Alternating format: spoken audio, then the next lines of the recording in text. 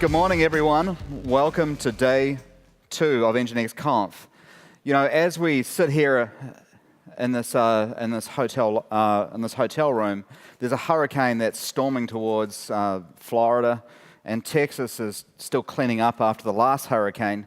You know, I read last night that the sun has just sent out an enormous solar flare, which is larger than any solar flare in the last 10 years. And even here in peaceful Portland, the mountains are on fire and it's raining ash. So I suggest to you that there is no better place to be today than in this room learning about NGINX open source.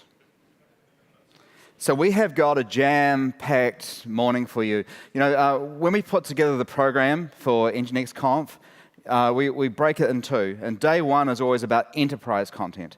It's about what we're doing for enterprises. And yesterday you heard about Controller and the new stuff that we're doing there. Day 2, as we balance things, day 2 is always about open source. And so in this first sessions, we're going to look at open source in the enterprise, bringing those two things together. And we're also really, really lucky that we have Elsie Phillips from Core OS to talk about open source business models, and Kara Souls from Puppet on building an exothermic community. But first, I want to explore how open source is changing and reshaping enterprises and reshaping the future of what it is possible to build inside enterprises. And I'm going to start with a very simple proposition, that for enterprises, the future is built on open source. And let's just think about that for a second. So in the last 10 years, every innovation that enterprises has adopted has had its roots in open source. From cloud computing to microservices, to containers, to databases that challenge the SQL order, and to the new languages like Node.js and Go, they all start in open source. And enterprises are starting to listen. They're starting to embrace open source.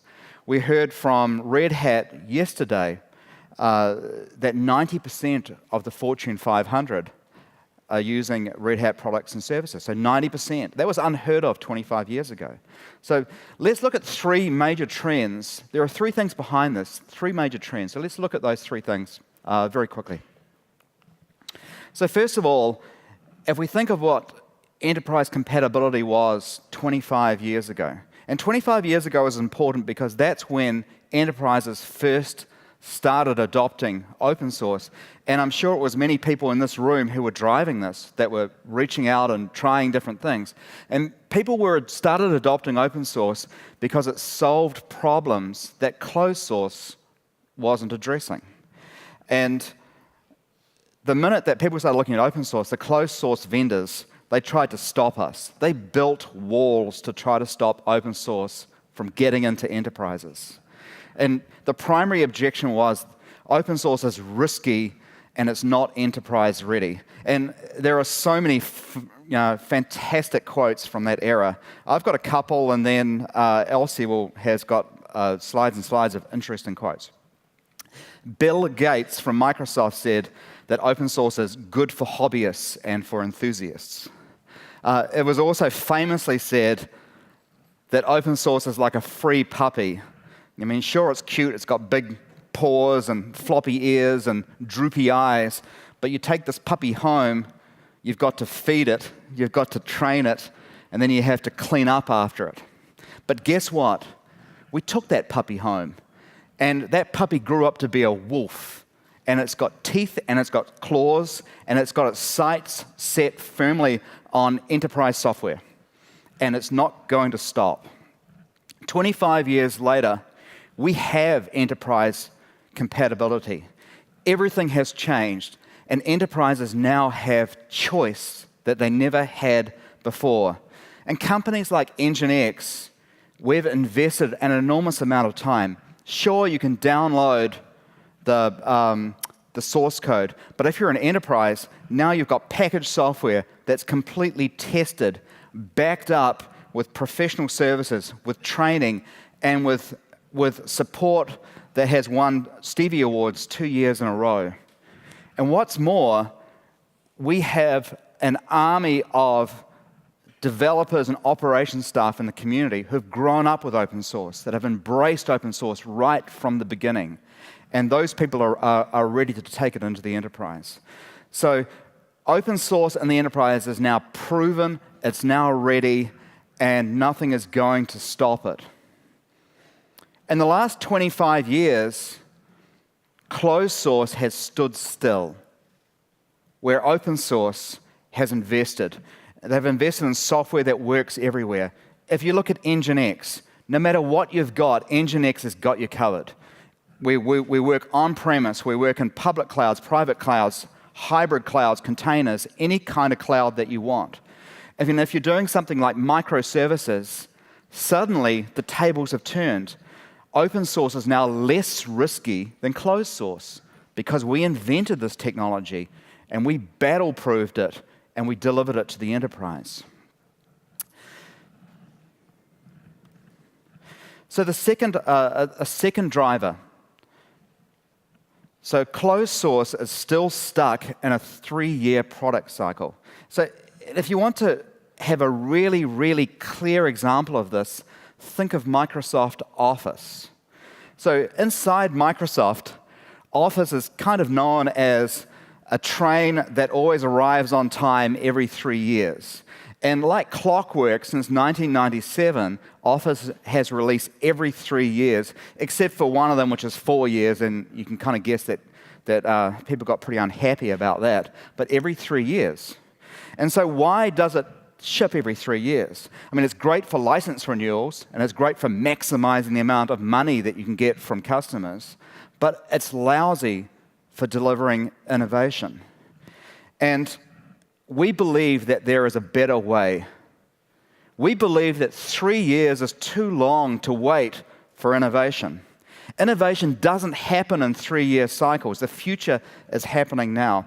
So our approach, open source approach, is fundamentally very, very different to closed source.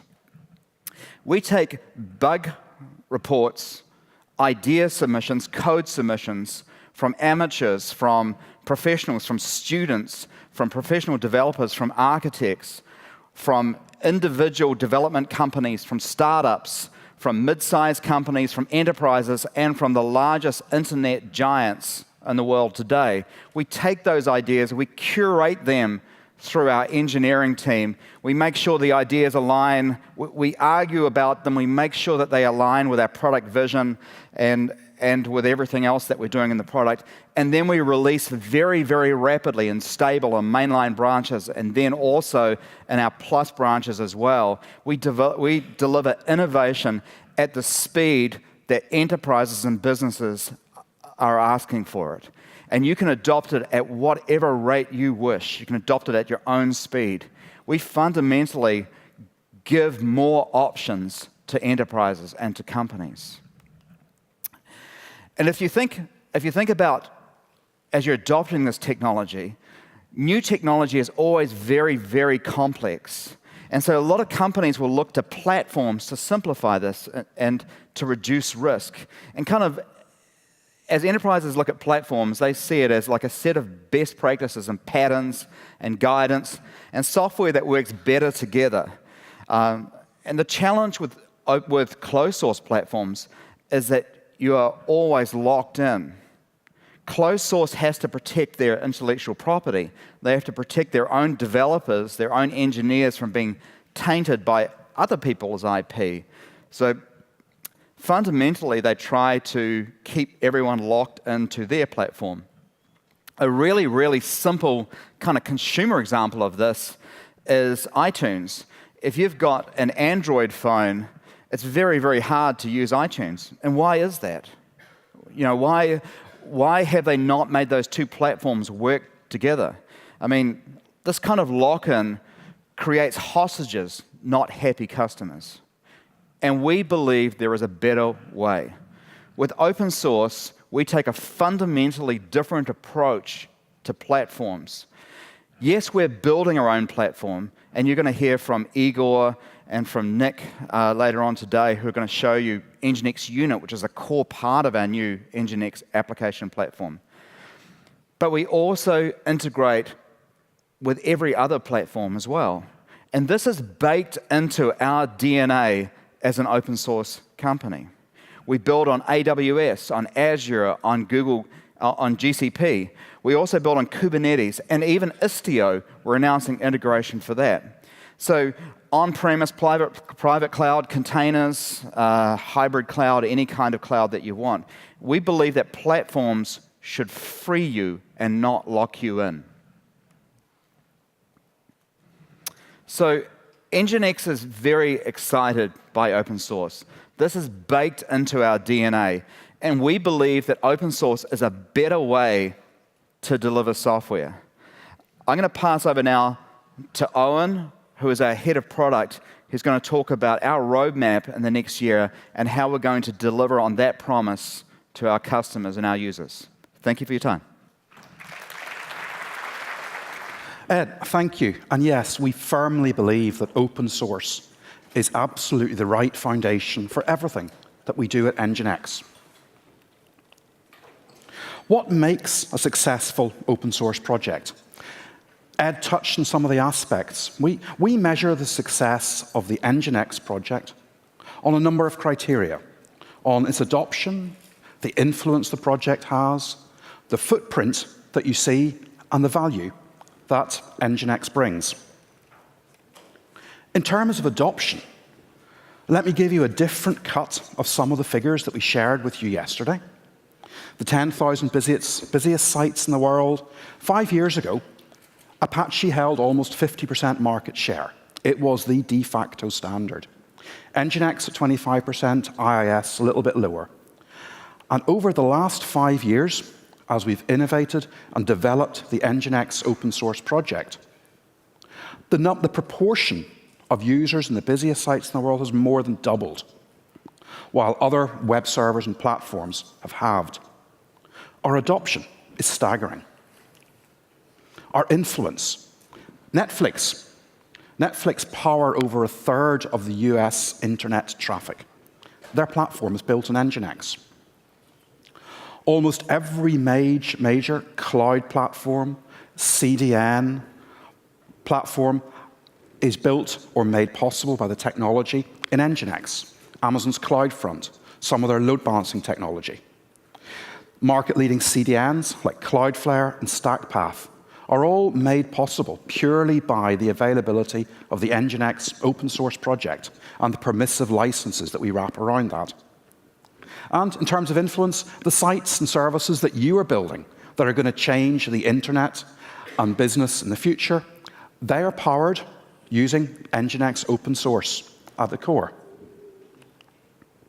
Our footprint. Almost 1.5 million physical servers are directly connected to the public internet and running NGINX software. And in terms of the business value, what does NGINX unlock for you? Greater performance, greater stability, much less resource usage means that in terms of the hosting costs, what it costs for you and your partners to run your business is dramatically lower.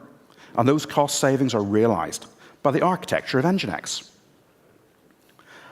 A phenomenally successful open source project, huge market share. We're confident in saying that whether you're watching a video on Netflix, you're ordering a taxi from Uber, you're conducting transactions on Amazon, you're accessing one of the millions of services hosted on the army of CDNs and infrastructure built on NGINX, you will be touching NGINX open source software. Well over half of the internet transactions happening right now are being accelerated or delivered by the NGINX open source project. That's a fantastic testament to the quality of the engineering and the vision of the team who have built and are continuing to maintain this critical part of modern internet infrastructure. At our core, we are open source first. And you might be forgiven for taking from the presentations and slides and things that we shared yesterday that we have a big focus on our enterprise and commercial community. But we are an open source company we debate continually within our organization about every single product decision. And there's always a tension, balancing our commercial activities and the open source activities. Our engineering team act as a very healthy conscience. They fiercely defend the interests and represent the views and the needs of the community of NGINX open source users. Igor and his colleagues founded NGINX, the company, in 2011, so 5 or 6 years ago. And the key purpose for founding the company was to assure the future of the NGINX open source project. Through commercial activities, to provide the ability for us to then develop and grow and foster our open source community. And we've seen great success. I don't think anybody can argue about that. And many of the features which have appeared in NGINX, the events that we've done, the fact this conference is only possible because of how we balance our commercial and our open source obligations. In terms of investment in code, the code base has more than doubled, still to a very modest, compact, efficient, about 190,000 lines of code. In terms of features that we've delivered, about 70 to 75% of our engineering effort over the last 5 years, and more so this year, have gone directly into the open source project, bringing you recently things like caching improvements that allow you to more effectively serve content and reduce the load on your upstream servers. WebP support, there's a session later on from one of our engineers touching on this. Request mirroring, a very new feature we just brought out in the last open source release. I've been amazed by some of the users I've talked to over the last day, how they're leveraging this to do some really smart stuff. Engine script. There's other capabilities which we're still developing as part of the open source project. Unlike the roadmap for our other projects, NGINX, the open source project, is relatively mature. We look at our roadmap for this on typically about a 3-month cycle. We're careful not to take on long-term commitments that would impede how we can respond to the input and the needs from the community. So you'll see the areas of focus for our team through to the end of the year and into 2018.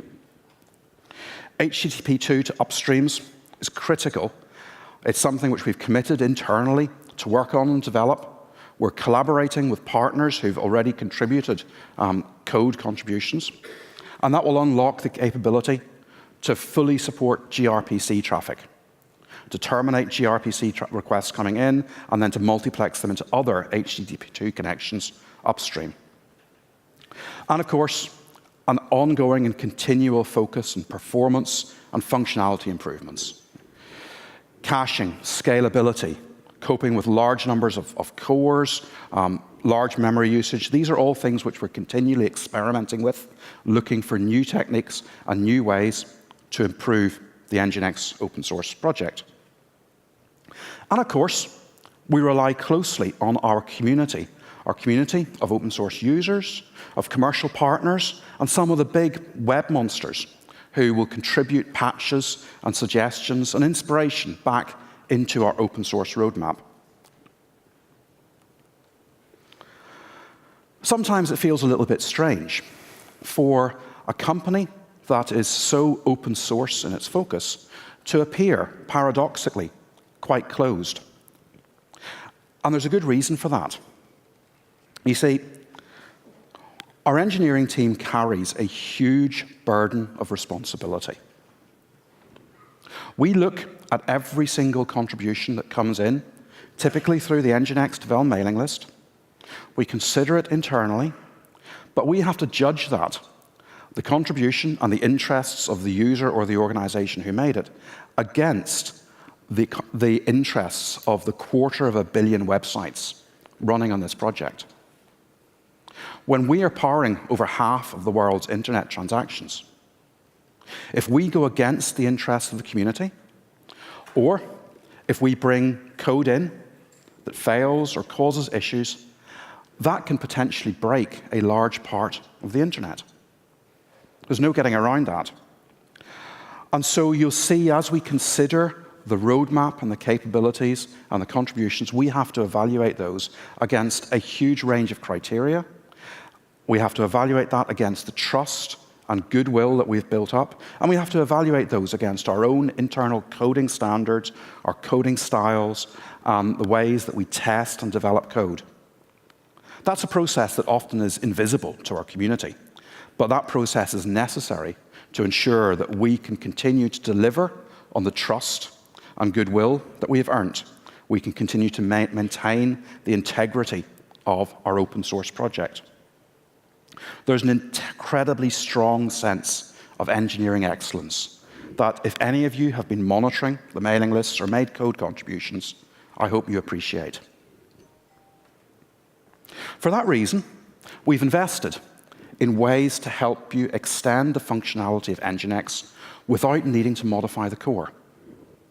Last year, we iterated and developed the module architecture within NGINX to make it easier for you to create dynamic modules that you could link in directly to the core. We know that technology alone is not enough to help you make the most of NGINX. We've invested in documentation, and the first NGINX Dynamic Module Developer training course is being held tomorrow. I know 30, 35 of you have secured places on this hugely contested course, and it's the part of our ongoing commitment to the community to help you make the most of what is very complex, very tight, very well-refined technology. The Lua module. Many of our partners build technology on top of key third-party modules, like the Lua module developed by the OpenResty team. Internally, we're committed to supporting many of those key third-party modules to the extent that we include those in our own internal build and test systems. And we provide support to end users who have support subscriptions with us, and with a warranty that we will ensure that that module compiles and works, and we ship a build with our supported software. And then internal projects like NGINScript, still under development. It's got a long way to go, but it's another way for you to extend the functionality of NGINX, or things like the Perl module. As we've grown, as the capability of the company has extended, we have started other open source initiatives at NGINX. And I'd like to share 3 of those with you. The first one, for those of you who are lucky enough to catch AJ and Seo's talk yesterday, is a project called NGINMesh. NGINMesh arose because of the Istio project, a joint collaboration between Google and IBM and Lyft to build a service mesh platform on top of container orchestration platforms like Kubernetes. Networking is hard for service mesh applications, and we're working with the Istio team to build the connectors necessary to configure and manage NGINX as a sidecar inside each container, driven by Istio's pilot and mixer services, and to realize the vision of a service mesh. It's an open source project, it's work in development, but you can see it on our GitHub repo. Another open source project that we shared with you yesterday, and I hope many of you got to get to the talk, was work around an ingress controller solution for NGINX running on Kubernetes. Kubernetes is a container orchestration platform. It takes a set of physical or virtual servers, arranges them into a cluster, and then slices and dices the resources that those servers present to create an environment where you can deploy pods or containers. Deploying applications in containers is well and good, but containers have unpredictable IP addresses and ports. It's difficult getting traffic in. And the Kubernetes project includes the concept of an ingress resource. A container can declare that it needs external connectivity. And the Kubernetes infrastructure accumulates that data and makes it available to other services. An ingress controller is a piece of software, typically a daemon, that probes for ingress resources and is responsible for configuring a load balancer to implement the appropriate load balancing policies. We've been working on an open source ingress controller implementation that works out of the box with both NGINX and NGINX Plus. And we're proud to say that this week we've announced now that that is a fully supported, fully committed NGINX project. As a user of NGINX open source, you can hit our GitHub repo, you can follow the instructions to build a container containing NGINX and our ingress controller software, deploy that within a Kubernetes environment, and that gives you an enterprise-ready and supported and maintained solution from us to manage incoming traffic into your environment, no matter how you change and re-architect your application. And OpenShift is next. OpenShift router technology works in a similar fashion. You can use the ingress controller solution directly on OpenShift if you expose the Kubernetes interfaces, but we're committed to supporting a broad range of platforms, and we'll be developing a similar approach for the OpenShift router. But what I'd like to do now is move on to what is one of the most exciting projects to come from the NGINX team in the last 5 years. We teased a little bit of information about it yesterday. NGINX Unit, the application server that speaks your language. The technology, next generation serving for cloud-native applications. And people have said sometimes, as we've been sharing this concept, that Unit feels like a small, diminutive, almost insignificant name. Why is that? Well, NGINX software is known for being small, lightweight, unassuming, and efficient, but also incredibly powerful. And Unit is no different. It embodies those values. Our hope is that the Unit open source project will form the building block for your future applications, allowing you to scale out in a distributed fashion, in a multi-service fashion, building rich, sophisticated, complex applications. So I'd like to hand over to my colleague, Nick Shadron. Nick is the product lead for the NGINX Unit project. Nick, thank you. Welcome on stage.